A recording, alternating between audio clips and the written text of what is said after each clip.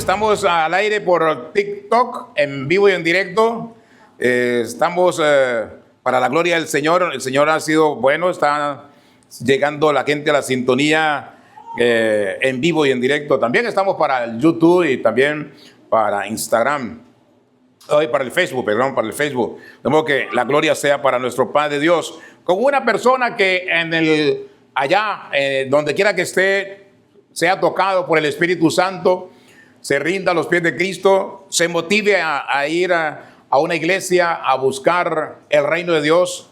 Ya cumplimos, ya lo hacemos, vale la pena la inversión, el tiempo, porque de eso se trata, de que las almas lleguen a los pies del Señor Jesús. Amén. Muy bien, vamos a Efesios 6, 4. Efesios capítulo 6, versículo 4. Y gracias damos también al hermano Jorge Salazar, que es el que maneja todo el sistema de las redes sociales. Efesios capítulo 6, versículo 4. ¿Qué dice? ¿Todos llegaron ahí? Vosotros, padres, no provoquéis a ira a vuestros hijos, sino que criadlos en disciplina y amonestación del Señor. Padre nuestro que está en los cielos, le damos gracias, Señor, por su palabra. Bendiga su palabra en esta hora. Que usted sea hablando a nuestra mente, a nuestros corazones, a nuestros oídos, Padre. Y que no seamos oidores, sino hacedores de su poderosa palabra. Que el Espíritu de Dios hable a nuestro espíritu y nos edifique espiritualmente para que seamos hombres conforme al corazón de Dios. Padres conforme al corazón de Dios, guiados por el poder del Espíritu Santo. Amén y amén. Tomen asiento. Vamos a hablar de algo que le podríamos llamar el mandato bíblico para los padres. Y es que el Señor tiene un mandato para cada padre o para todos los padres. Dice, y vosotros padres no provoquéis a ira a vuestros hijos. O sea, no hagan cosas que de pronto ellos se sientan a disgusto. Claro, a los hijos nada les gusta, por supuesto, de los padres. Nada que tenga que ver con la corrección. Pero, ¿qué dice la palabra? Que debemos no hacer cosas que les disguste y que debemos disciplinarlos y amonestarlos. O sea, llevarlos al camino del Señor. Amonestar es compartirles la alabanza, la palabra del Señor, para que ellos conozcan al Rey soberano en el universo, al Rey de reyes y Señor de señores. Conozcan al Padre, que es el Padre celestial, el Padre de todos, pero especialmente de aquellos que han aceptado ¿a quién? A Jesús como Señor y Salvador de sus vidas. Porque la palabra es muy clara. Como dice Juan, a los suyos vino y los suyos no le recibieron, pero a los que le recibieron, o sea, a los que aceptaron a Jesús como Señor y Salvador de sus vidas, les dio potestad de ser hechos ¿qué? Hijos de Dios. Y si usted no vive conforme a la palabra de Dios, no vive conforme a lo que Dios ha determinado con Cristo en su corazón, entonces usted es creación de Dios, pero no es hijo de Dios. Por consiguiente, usted debe pasar de ser creación a ser ¿qué? Hijo, para que si el Señor viene, el día que venga, usted sea arrebatado con el Señor, o si nos morimos aquí, bueno, nos vayamos al reino de los cielos con el Señor. Nos vayamos al reino de los cielos, descenderemos descenderemos a Israel para el milenio y después nos iremos a la nueva Jerusalén, cielo nuevo y tierra nueva, de modo que por toda la eternidad. De modo que usted necesita a Jesús como Señor y Salvador de su vida. No sé si el tema lo vayamos a terminar completo, pero vamos a ver hasta dónde llegamos. Yo lo voy a invitar a que lleguemos a segundo libro de Samuel. Segundo libro de Samuel, capítulo 11 en principio. De ahí vamos a empezar. Porque le voy a hablar de alguien que es maravilloso. Alguien bíblicamente maravilloso, impactante. A todo mundo le agrada. Aparentemente, excepto por un pecado, un pecadillo. Pero a partir de su nombre, todos lo admiramos, por supuesto. Porque es el único del cual Dios dijo, es un hombre conforme a mi corazón. Y entonces estamos hablando del que usted ya acaba de nombrar. ¿De quién? De David. Pero el problema con David es que aún siendo un hombre conforme al corazón de Dios, aún siendo el mejor rey del Antiguo Testamento, aún siendo el mejor guerrero en el Antiguo Testamento, guerrero para Dios, como padre, David dejó mucho que desear. Pero esa historia la tenemos que analizar y tomar lo bueno y desechar lo malo. O sea, tomemos lo bueno de David y desechemos ¿qué? Lo malo de David. Por ejemplo, como padre, realmente no fue un modelo a seguir. Pero ¿dónde empieza el gran problema de David? O sea, ya sabemos que David es un gran hombre de Dios. No hay un adorador en la Biblia como David. El mejor adorador de la Biblia, bíblicamente, ¿es quién? Es David. Ya, el momento en que él peca y él viene y se arrepiente ante Dios, él derrama su vida ante la presencia de Dios y clama y pide perdón, y evidentemente Dios ¿qué? Le perdona. Pero el pecado tiene consecuencias, y parte de esa mal proceder como padre quizás tuvo que ver con el pecado que cometió, el gran pecado que cometió. ¿Y cuál es el gran pecado? David, digamos que empecemos su historia allí en el capítulo 11, cuando David está en el palacio y por allí de holgazán, mirando, ¿cierto? Fisgoneando, y por allí mira una mujer a la distancia que se está bañando, y claro, ella estaba desnuda porque nos bañamos desnudos, ¿cierto? Y entonces David ve ese cuerpo 90, 60, 90 y esa escultura impresionante y dijo, wow. Y entonces, ¿qué hizo como rey? Mandó a llamar a esa mujer, mandó a traerla. Y ella le dijo, yo soy esposa de Urías. Pero Urías estaba en el ejército. Y David simplemente se acostó con Betsabé y digamos con de hecho, terrible pecado, la terrible mala suerte de que una vez y la mujer quedó embarazada. Ante el embarazo, ella le manda a decir, estoy embarazada. Él manda a llamar a Urías porque se da cuenta ahora, estoy en un grave problema. Lo que él no discernía era que tenía un problemón con Dios. Él creía que tenía un problema solamente con Urías, el esposo de ella. Entonces él manda a llamar a Urías. Urías viene y él le dice que se vaya a su casa y que esté esa noche ahí, como quien dice, esté ahí con su esposa, tenga relación con su esposa para meterle gato por liebre. Pero no, Urías no fue a su casa, se quedó allí porque él dijo, para que mis hermanos, mi pueblo esté allá en el ejército y yo estoy acá en mi casa. No, eso no tiene sentido. Se quedó ahí en el palacio. Le dijeron al rey, Urías no fue a su casa. Entonces el rey hizo una carta y se la envió al general del ejército diciéndole, coloca al portador de esta carta, a Urías, que él colócalo al frente en la batalla y el grueso del ejército se retraiga un poquito, como quien dice, que lo maten. Evidentemente, Urías muere. Ahora, después de esto, después de que David hace matar a Urías, entonces Dios le manda al profeta Natán.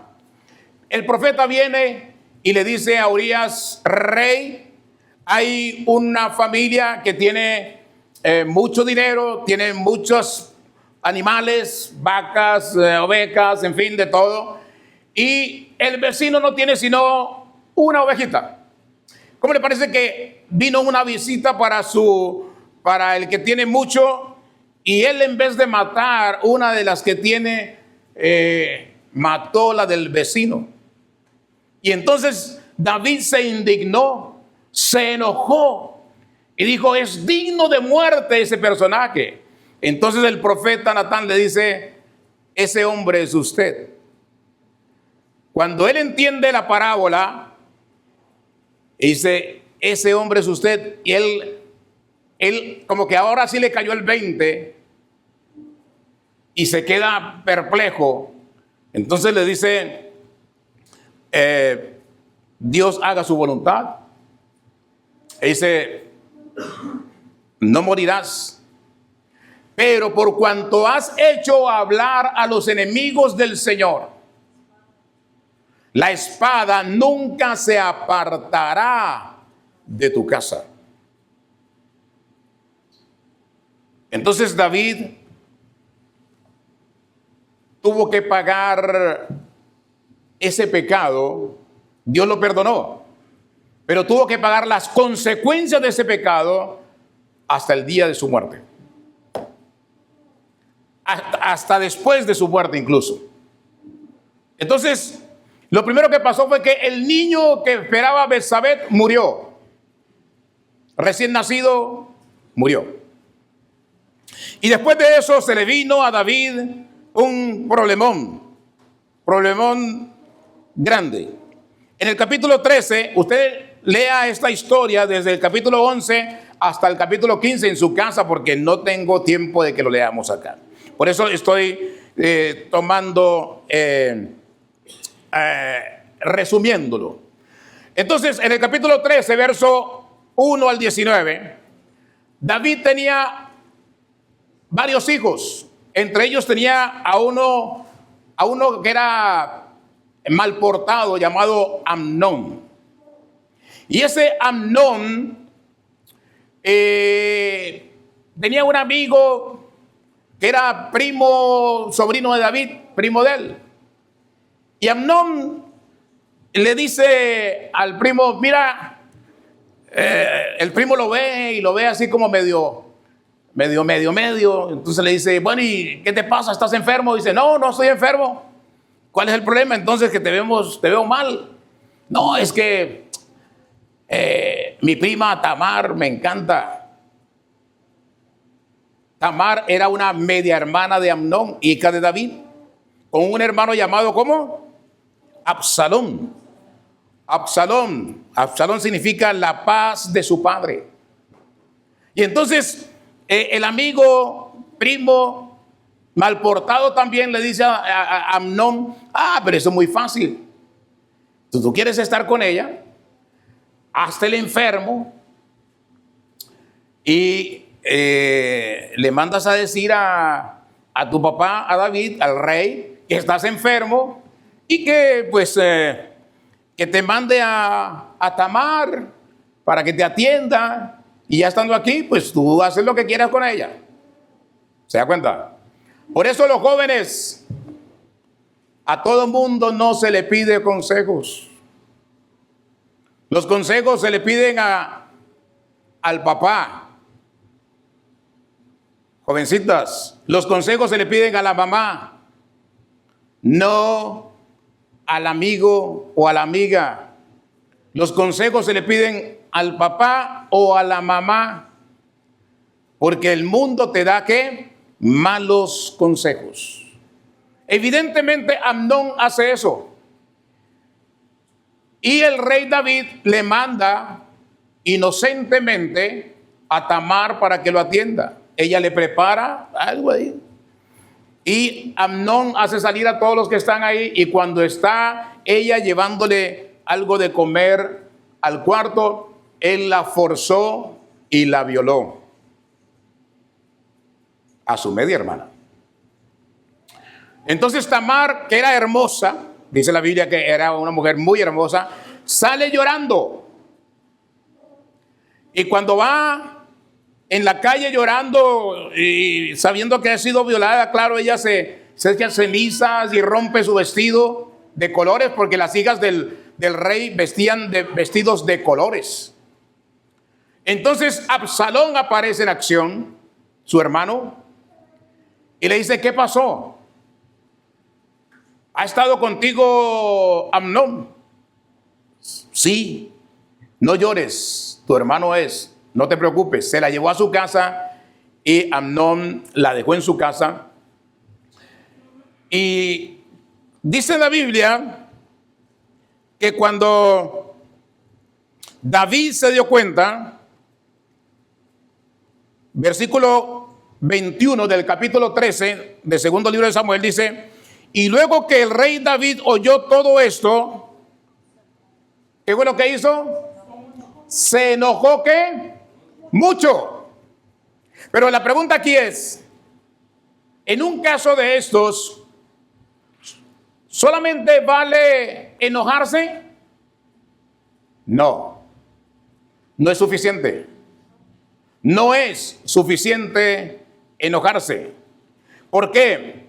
Porque el padre debe tomar acción en cuanto a sus hijos. ¿Por el qué? Por el pecado. El padre tiene que tomar acción en cuanto a sus hijos por el pecado. Si un hijo peca, tienes que llamarle la atención y tienes que ser rudo, drástico con él. David era el rey, tenía que hacer justicia. Porque desde Levíticos, ¿qué dice Levíticos?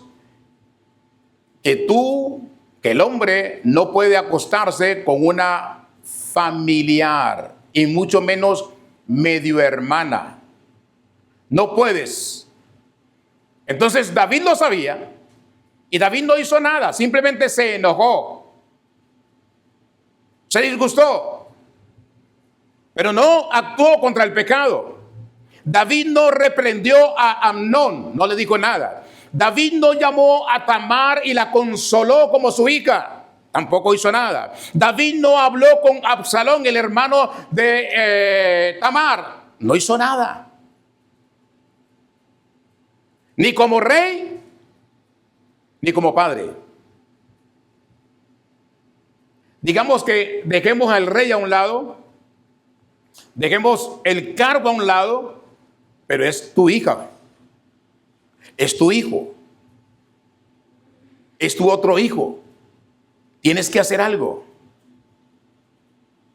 Tienes que hablar con ellos. Tienes que reprenderlos. David no se preocupó en guardar su santidad delante del Señor con Betsabé, y eso entonces afectó de una u otra manera a su familia. Esa es una de las consecuencias por las cuales apareció un Amnón en su casa cometiendo un pecado terrible dentro de su misma familia. Y eso pasa cuando los padres están alejados de los hijos, cuando los padres no tienen comunión con sus hijos. Los hijos están en la casa, pero ellos están ausentes. El padre está ausente porque nunca está preocupado por su hijo. ¿Cuáles son las cosas que le preocupan a su hijo? ¿En qué piensa su hijo? ¿Cuál es el proyecto de su hijo? ¿Cuál idea tiene para unos años más adelante? Muchas veces el padre ni se entera de eso. ¿Por qué? Porque no le interesa. El hijo está allí, pero él está ausente de su hijo. Entonces los hijos crecen, pero van creciendo y no hay un padre allí. ¿Y qué dice la Biblia? Que nosotros debemos ser como los hijos, o sea, como los niños. ¿Qué quiere decir cuando debemos ser con los niños? En un momento determinado, el papá debe sentarse como un niño a conversar con su hijo como si fueran dos niños. A compartir, a reírse, como si fueran dos niños. A tratarlo como un niño, porque es un niño. Pero usted debe, como padre, bajarse de allá, salir de allá. Ya eres un adulto, eres el Señor, no dejas de ser el padre, pero siéntate a hablar con ellos, juega con ellos, instrúyelo. ¿Por qué? Instruye al niño en su camino, cuando fuere viejo no se apartará de él. Estas cosas, dice el Señor, enseñarás a tus hijos ¿cómo? En el camino, cuando vayan, en la casa, en el centro comercial, en la tienda, donde quiera que estén. Enséñale a través de ¿qué? De ponerte de acuerdo con él, de ponerte a la estatura de él. Cuando mi hija estaba bebé de 2, 3 años, yo iba a montar en bicicleta con ella. Ella montaba en bicicleta y nos reíamos, disfrutábamos. Me decía, después de 2 vuelticas, ella era muy floja para los deportes. Entonces, después de 2 vueltas en bicicleta, me decía, ya papi, ya me cansé, vámonos. Le digo, definitivamente eres muy floja. ¿Cómo que floja? No, es que ya me cansé. Bueno, vámonos a tomar un jugo, algo por el estilo. Ya jugábamos de esa manera. Igual yo la trataba de esa forma. Para lo único que era buena era en la tienda, en el centro comercial, comprando. Quiero esto, quiero aquello, quiero acá, quiero más acá. Esto, para eso era excelentísima. Pero para deportes, nada que ver. Entonces, el padre debe tomar acción contra el pecado. Allá en Colombia celebran el Día de las Velitas. Creo que es en diciembre, noviembre, no sé qué día. Prenden por toda parte velas en la calle ahí, en el andén. Un día mi hija estaba con una vela y quería meter el dedo, pequeñita. Y yo le dije, te vas a quemar y vas a llorar. Y eso te va a doler mucho. Y ella seguía, insistía. Te vas a quemar y te va a doler y vas a llorar. Y ella insistía en meterle el dedo a la llama. Hasta que por fin le metió el dedo a la llama y evidentemente empezó a llorar y a gritar. Le dije, yo te lo dije. Y aparece la mamá por ahí. ¿Qué pasó con mi niña? Y dije, no, pues ella metió el dedo y se quemó. Y dice, ay, usted me va a matar a mí. ¿Qué culpa tengo yo? Yo le dije, no meta el dedo. Yo le estoy corrigiendo, ya no se dejó corregir, que tenga que pasar por el dolor, ¿cierto? Le tocó pasar por el dolor para poder aprender que eso ¿qué? Quemaba, que eso dolía, que eso ardía. Ahora, en el caso de David, cuando un hijo comete un pecado como el que ha cometido, un desastre familiar, no puedes dejarlo allí tapado. Tienes que tomar acción. Y resulta que David no tomó acción. Pasaron 2 años. Entonces Absalón tenía sus tierras y contrató esquiladores ya para trabajar en su tierra. Y Absalón hace una fiesta y va y le dice a David que lo invita a él y a su corte para que vayan a la fiesta. Y Absalón y David le dijo, no voy. No puedo ir, te va a salir muy caro esto. En el versículo 26 del capítulo 13, David le dice a Absalón, te ruego que venga con nosotros entonces Amnón, mi hermano. Y el rey le respondió, ¿para qué ha de ir contigo?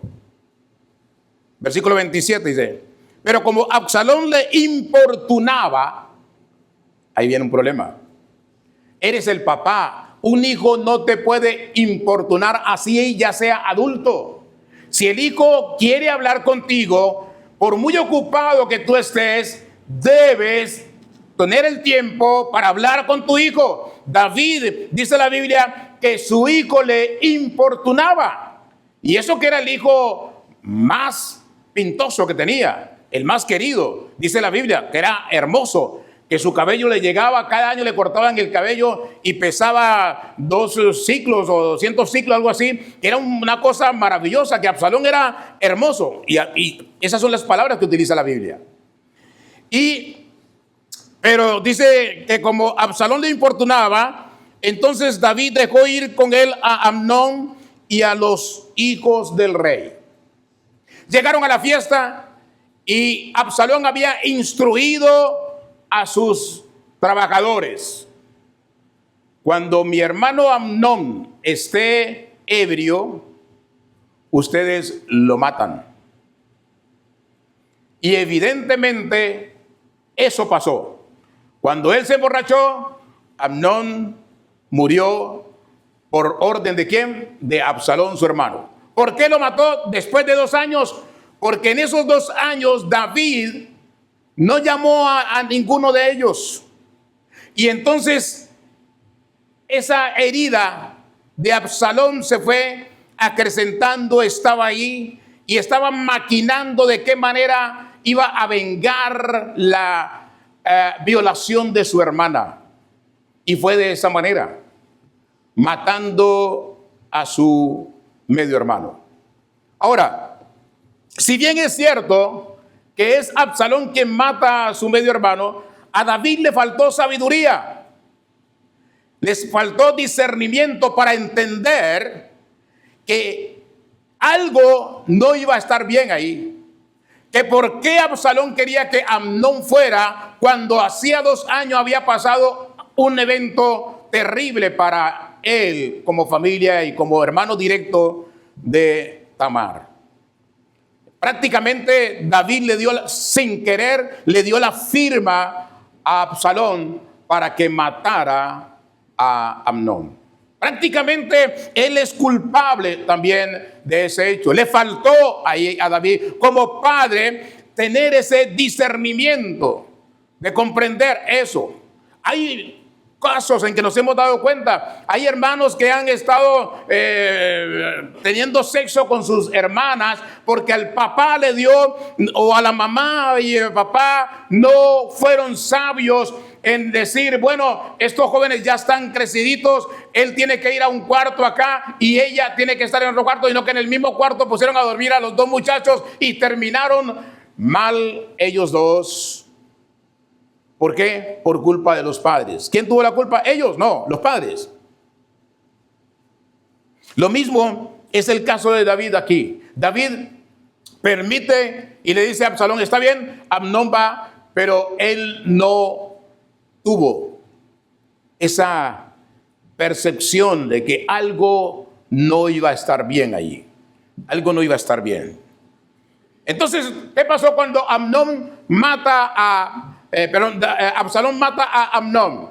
Se va a Jesús, Absalón, y se queda allá y está 2 años allá. Y en el capítulo 13, versículo 39, dice la Biblia que y el rey David deseaba ver a Absalón, pues ya estaba consolado acerca de Amnón, que había muerto. Estando 2 años allá, David quería ver a Absalón, pero al final no hacía nada tampoco.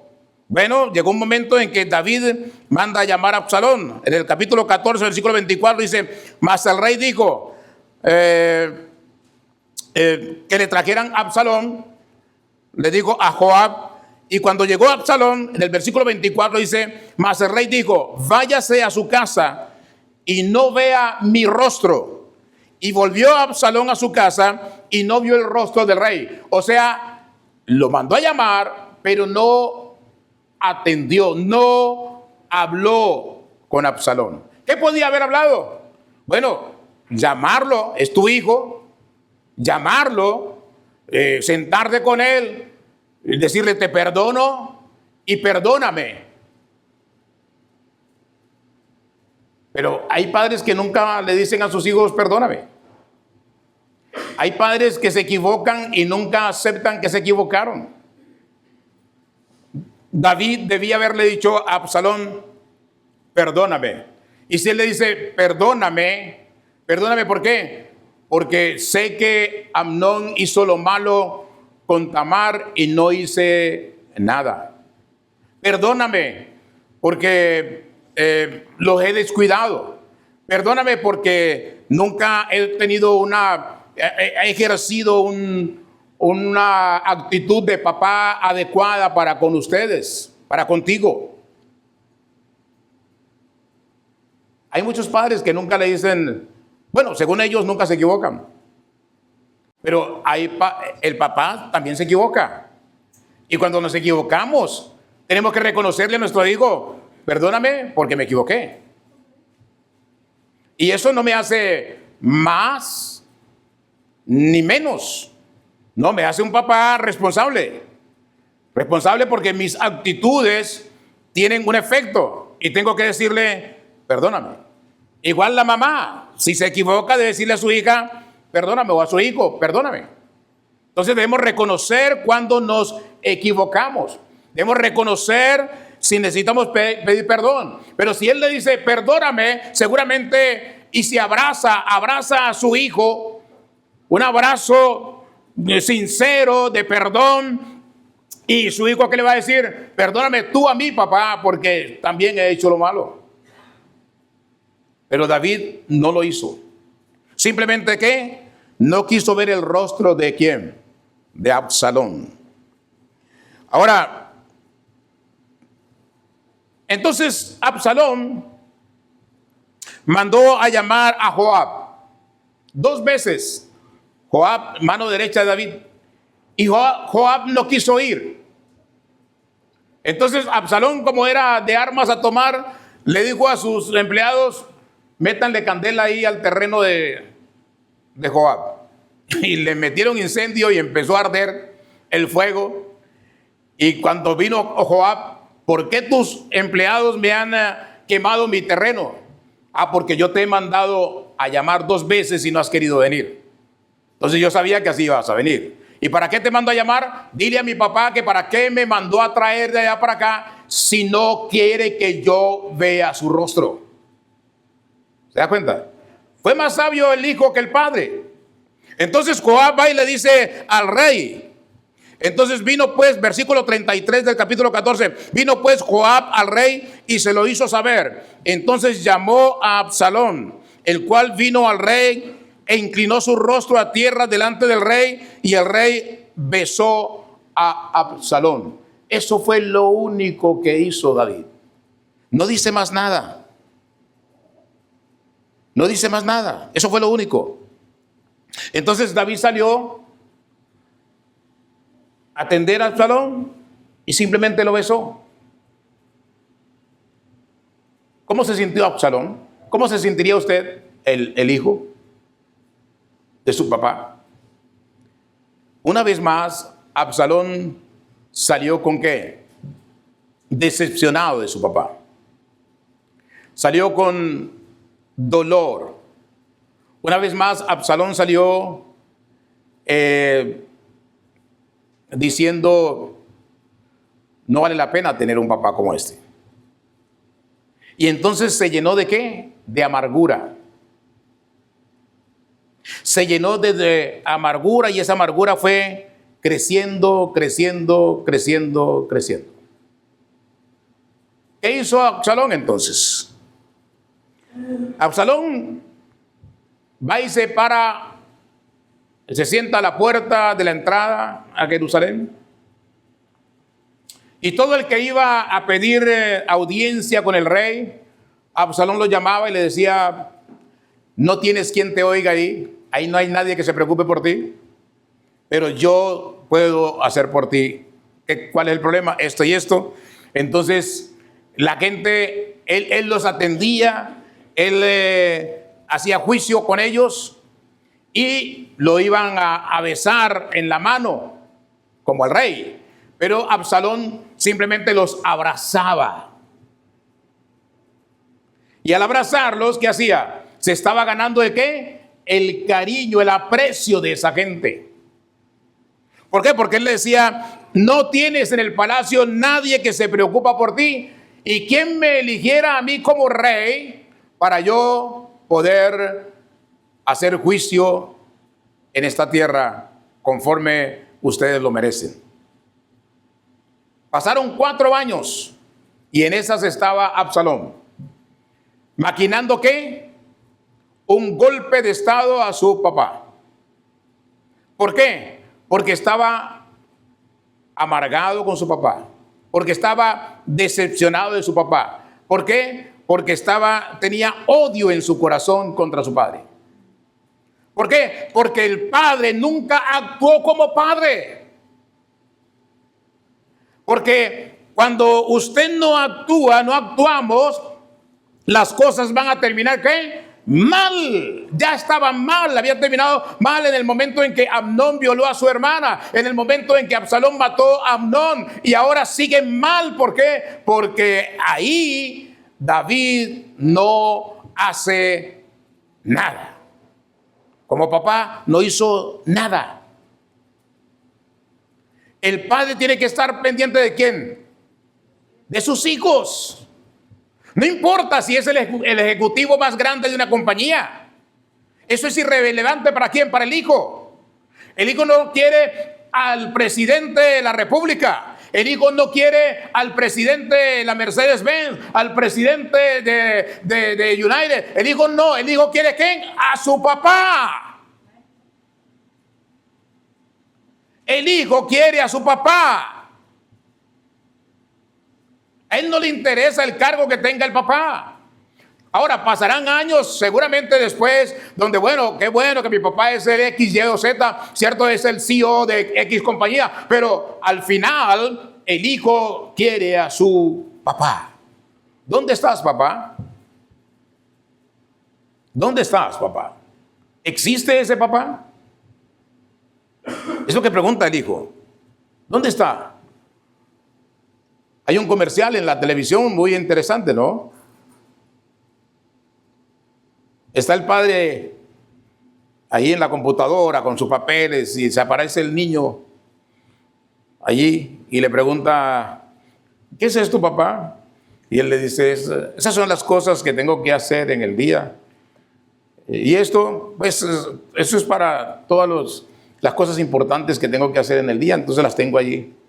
Y el niño se queda mirando al papá y le pregunta, papá, ¿y yo estoy en las cosas importantes tuyas? Ahí como que le cae el 20 y se queda mirando y dice, lo agarra, ahora sí, y lo abraza. Porque ese es el niño. A él no le interesa lo que tú haces. Tú eres papá. Somos padres. Y como padres debemos sacar tiempo, invertir tiempo ¿con quién? Con nuestros hijos. El hijo tiene una característica, el bebé, el niño tiene una característica. Él puede tener 100 jovencitos ahí de su edad jugando allá y él estar jugando con ellos allí. Pero llega un momento que pareciera que él se acuerda que necesita el abrazo del padre y se viene, deja a los amiguitos y se viene y se le acerca al papá y se le acerca ¿para qué? Para que lo abrace, los abraza y le dice, ¿cómo te sientes? ¿Estás bien? Y vuelve y se va. No sé si usted ha tenido esa experiencia, pero yo la tuve con mi hija. Ella estaba jugando con los demás, con las demás niñas o con los demás niños. Y cuando de pronto se acordaba que el papá estaba por ahí relegado, se venía y me abrazaba, la abrazaba, le besaba, está sudando, no sudes tanto. Y dije, no te preocupes. Y se iba otra vez a seguir jugando, a seguir sudando. ¿Por qué? Porque ella busca o ellos buscan ¿a quién? A su papá. En un momento determinado ¿a quién? Al papá. Aunque pareciera que lo tienen abandonado, no, ella sabe que su papá está allí y que la está protegiendo y que la está cuidando y que está al tanto de ella. O está al tanto de ellos. Los hijos ¿a quién quieren? A su papá. No importa lo que nosotros hagamos como profesión. Entonces, Absalón tenía ese dolor en su corazón con su padre. Y por eso le maquina durante 4 años un golpe de estado. La pregunta es, ¿Cómo es que David no se da cuenta durante 4 años lo que estaba haciendo Absalón? ¿Se da cuenta? Abandono total a los hijos. Y usted me dirá, bueno, pero Salomón fue el rey después de David. Sí, pero no fue solamente David el que estaba al tanto de Salomón, sino ¿quién? Su madre. Porque vivía ¿dónde? En el palacio.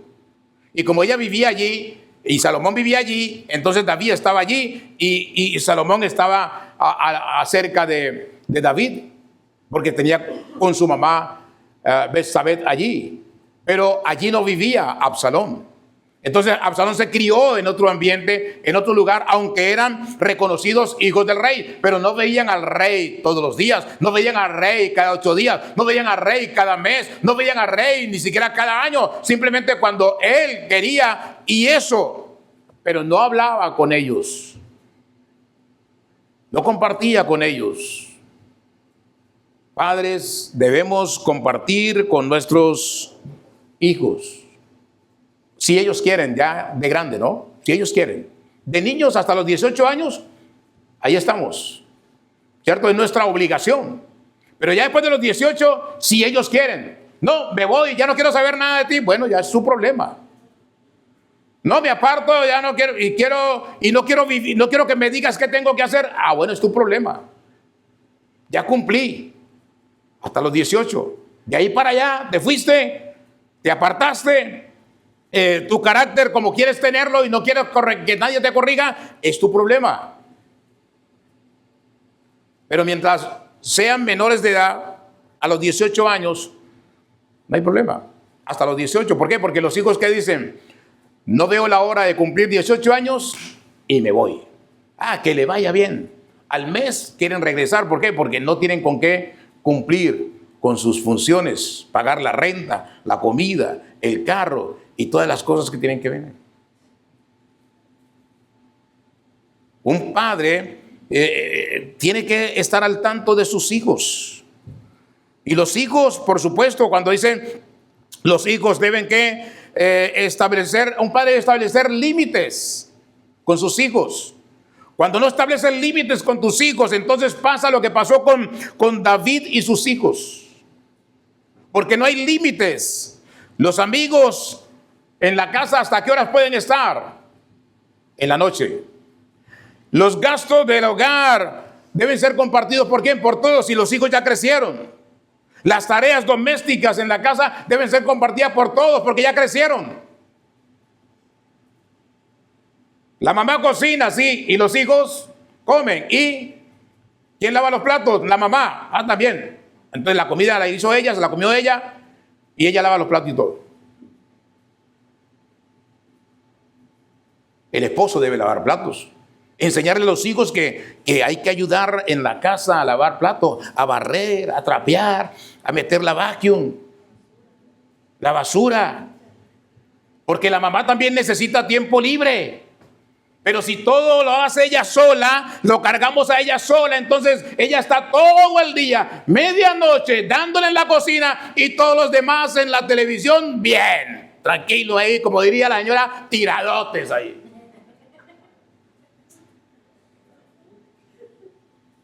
No funciona así. Porque mi mamá también necesita tiempo de que se siente a charlar, a conversar, que se relaje. Entonces ayudémosle. Como hijos ayudémonos, no la acabemos. No acabemos a la esposa, porque si la esposa se nos va, la mujer se nos muere, es nuestra ayuda idónea. Entonces, ¿quién se va a preocupar por mí? Porque la acabamos de matar, ¿cierto? Entonces la matamos y nos conseguimos otra y la empezamos a matar también. Igual los padres son importantes para sus hijos. ¿No nos preocupamos por ellos?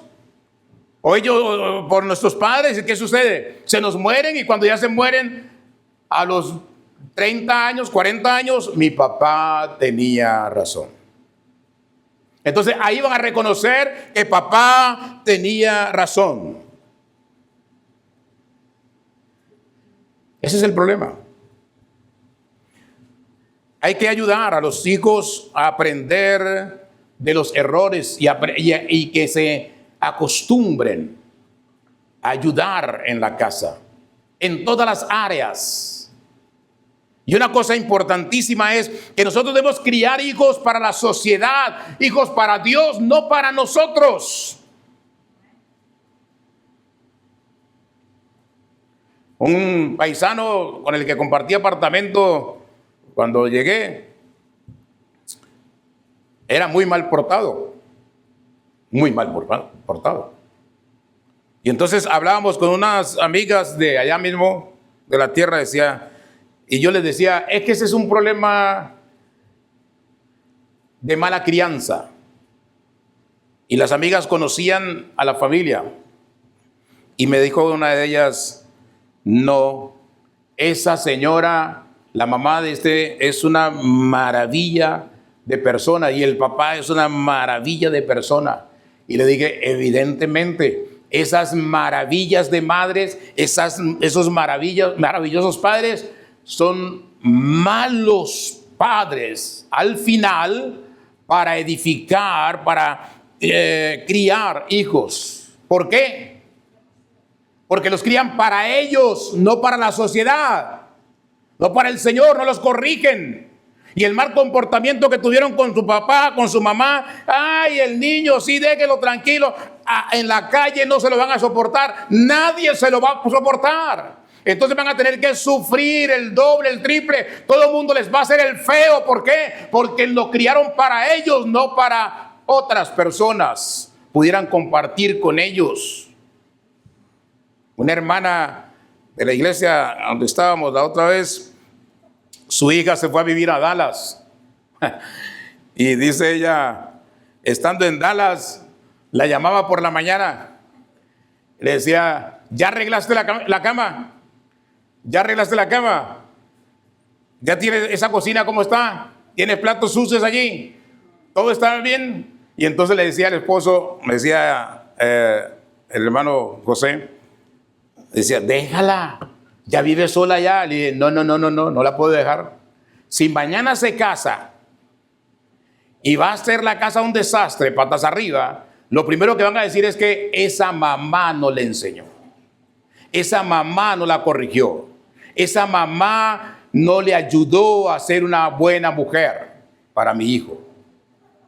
Por eso me preocupo, para que ella entienda que aunque esté sola, tiene que tener todo en orden en su casa, donde está viviendo. Y así debe ser. Así debe ser. Entendamos, comprendamos. Son lecciones que aprendemos de una vida de David como padre. Una relación entre padres e hijos siempre debe basarse en el respeto, en la confianza y en el amor incondicional y en la disciplina. Todos deben ser disciplinados. Son 3 ingredientes necesarios para una buena relación familiar: el respeto, la confianza, el amor incondicional, pero ante todo el cuarto es que disciplina. Pero la disciplina, ¿a quién le toca la disciplina? Al padre. ¿Quién es el padre quién es el hombre que debe exigir disciplina en la casa? El padre. El padre. Respeto. El padre. Confianza. El padre. ¿Puede confiar usted en su hijo? El hijo puede confiar en el padre, pero ¿podemos confiar en los hijos? ¿Hay un amor incondicional de parte y parte? Porque muchas veces los hijos quieren que los padres lo amen. No hay problema. Pero entre ellos se aman. ¿Absalón amaba a Amnón? No. Lo odió hasta la muerte. ¿Amnón amaba a su hermana Tamar? No, porque si la hubiese amado no la había violado. Ahora, ¿a quién le corresponde esa atmósfera familiar de amor entre hermanos? ¿A quién le corresponde establecerla allí? Al papá. Al papá. Decirle, mira, tú debes amar a tu hermano, tú debes amar a tu hermana y entender que la característica de los hijos, cada uno tiene su característica, cada uno tiene sus dones, y esos dones que tiene cada uno no es para que menosprecie al otro, sino para que, al contrario, por tus dones, como en la iglesia, se sirvan todos, nos sirvamos todos, se aprovechen todos. ¿Para qué? Para beneficio de todos. Ese es el punto. Debemos entender, comprender muchas de las enseñanzas que hay detrás del texto. Pero ¿quién es quién es la cabeza? ¿De dónde depende todo el orden que debe haber en una casa? Y todas las maravillas que debe implementarse en la casa. El Padre. Habla. Habla. Y habla. Y habla. Y habla. ¿Y habla con quién? Con tu hijo. Con tus hijos. Pero ¿cuál es el problema? Que el papá llega y lo primero que pide es el control de la televisión. Y viene el hijo y, papá, vaya donde su mamá. La pobre señora está en la cocina, dele y dele. Y él no quiere, vaya donde su mamá. Vengo cansado del trabajo. ¿Ah, sí? ¿Cansado? El padre no se puede cansar. Y entienda lo que le estoy diciendo. El padre no se puede cansar. Había un comercial hace tiempo, no sé si lo quitaron por lo que decía. La señora estaba ahí durmiendo y el niño llega a buscarla. Y entonces le dice, mami, y ella durmiendo y despierta. Y le dice, hoy es mi día de reposo, le dice la mamá. Y el niño le dice, las madres no tienen días de reposo. Igual, los padres no se cansan. No se deben cansar. Tienen que llegar a la casa, ¿qué? A cumplir con los hijos si tienen hijos. Y tienen que llegar a la casa, ¿qué? A ayudarle a la señora también. Así es sencillo. Porque entonces, y recuerden, y le puede preguntar a mi esposa una vez, llegaron, voy a ir terminando ya, recordando, una iglesia de unos hermanos que se congregan por acá, pero ellos estaban apenas viniendo, ¿no? Otros hermanos llegaron y nos pidieron el favor de que si en la casa se podían quedar una pareja de hermanos, de líderes de la iglesia con otras muchachas. Y entonces mi esposa le dijo, sí, claro, no hay problema. Entonces vinieron y ahí estaban en la casa. Eran como 4 muchachas y el señor y la señora ya grandes, el señor y la señora ya grandes. Y mi esposa, yo me tuve que levantar a hacer una yarda. Me fui a hacer mi yarda. Ese día mi esposa se quedó en la casa, les preparó desayuno, comieron y eran como 7 u 8 personas. Ya se imagina usted el platerío ahí en la casa. Entonces yo llegué de hacer la yarda y me encuentro el platerío allí en la casa. Entonces, ¿usted qué cree? ¿Quién es el dishwasher de la casa? Entonces me puse a lavar los platos. Lavé los platos, ordené todo. Cuando llegaron, seguramente venían con la mente en que la cocina era un desastre. Entonces llegan y todo está, y le dice el señor a mi esposa, ¿y qué pasó? ¿Usted llamó a alguien que le viniera a lavar los platos? Entonces le dice mi esposa, no, mi esposo llegó, seguramente traje la yarda, y él lavó los platos. Y se queda, ¿su esposo lavó los platos? Sí. Y le dice la señora, ya grande, ya grande, y le dice, es lo que yo le digo a él, yo ya estoy cansada, agotada, y él no me ayuda en nada. ¿Y qué hicieron las muchachas? Que dijeron, yo quiero un esposo como el suyo. ¿Se da cuenta? Es que la familia no es cada quien por su lado, no, pero el orden empieza en ¿qué? En la cabeza. Y el Señor le dio esa autoridad y ese privilegio ¿a quién? Al varón. Padres, ustedes son los que tienen el sartén por el mango. Si lo sueltan, es su problema. Pero ustedes deben ejercer autoridad en la casa y dirección en la casa para que todo sea en armonía y no sea la pobre esposa tomando toda la carga de la casa porque es mujer. No. ¿Quién estableció eso? ¿Quién lo estableció? No, tenemos que ayudar. Tenemos que enseñarle a nuestros hijos a que ayuden a su mamá y que ayuden en las tareas de la casa y que trabajemos todos en beneficio de ¿qué? De que sacamos la casa adelante y que así como yo tengo el privilegio de sentarme a ver la computadora, el celular, la televisión, mi mamá, mi esposa también tiene ese privilegio de hacerlo.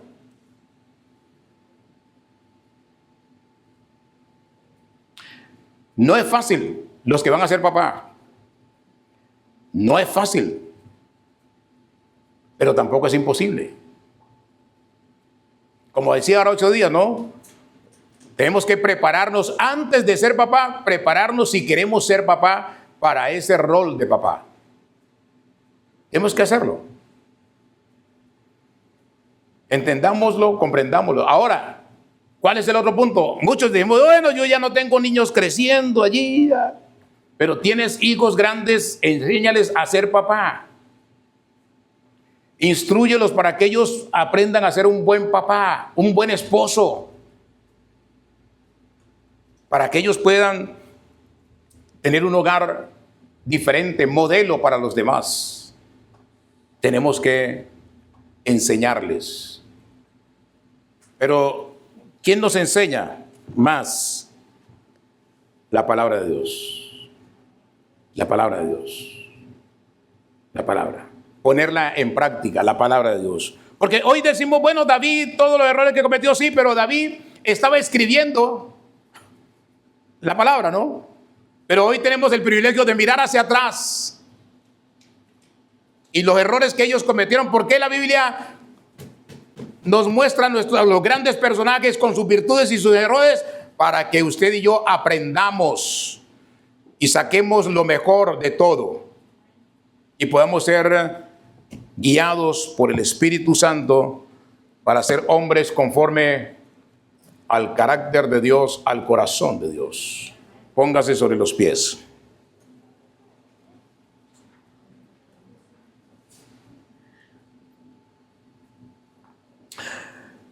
Padre nuestro que está en los cielos, santificado sea su nombre. Le damos gracias, Señor, a esta hora por cada varón de Dios en este lugar y por cada hermana en este lugar. Bendígalos con bendición sobreabundante, Padre, porque al final la enseñanza es para todos. La enseñanza es para hombres, para mujeres, para padres y para madres. Bendígalos con bendición sobreabundante. Que la gloria suya sea llenando sus vidas, llenando sus corazones, llenando sus almas, Padre. Que cada uno pueda discernir lo mejor de lo que hemos compartido.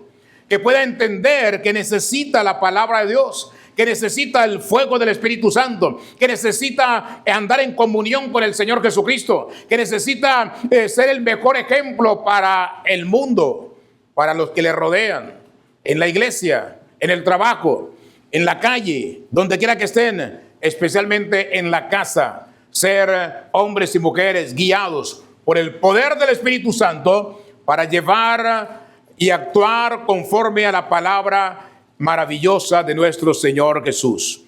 Bendiga a los esposos, Señor.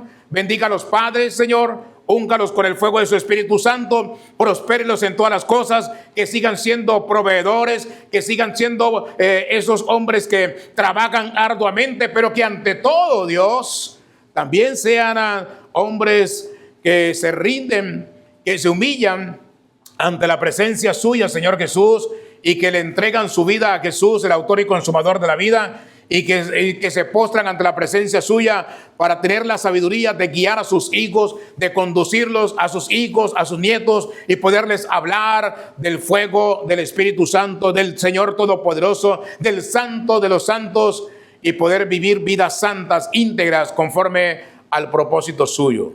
Bendiga a mis hermanos, Señor, que sean bendecidos en todo lo que quieran, en todo lo que deseen, en todo lo que anhelen, Señor. Que la gracia y el favor suyo los acompañe en este día. Bendiga, oh Padre amado, en esta hora los alimentos que vamos a consumir, el convivio que vamos a tener. Glorifíquese en esta hora, Señor. Bendiga estos alimentos, las manos que los han preparado, y cada hermano, cada hermana que ha traído una porción, usted multiplíquela al 100 por 1, Señor. Se lo pedimos en el nombre de Cristo Jesús. A usted sea la gloria y la honra por los siglos de los siglos. Amén. Amén y amén. Gloria a Dios.